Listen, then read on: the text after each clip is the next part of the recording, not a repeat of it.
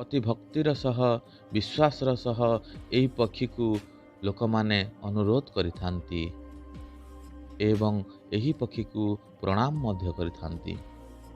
ଏହି ପକ୍ଷୀ ଆମ ଓଡ଼ିଶା ବ୍ୟତୀତ ତେଲେଙ୍ଗାନା ଓ କର୍ଣ୍ଣାଟକର ମଧ୍ୟ ରାଜ୍ୟ ପକ୍ଷୀ ଅଟେ। ଏହାର ପରମାୟୁ ହେଉଛି 17ରୁ 18 ବର୍ଷ। ଏହି ପକ୍ଷୀଟି କୋରାସିଡି କୁଟୁମ୍ବର ଅନ୍ତର୍ଭୁକ୍ତ।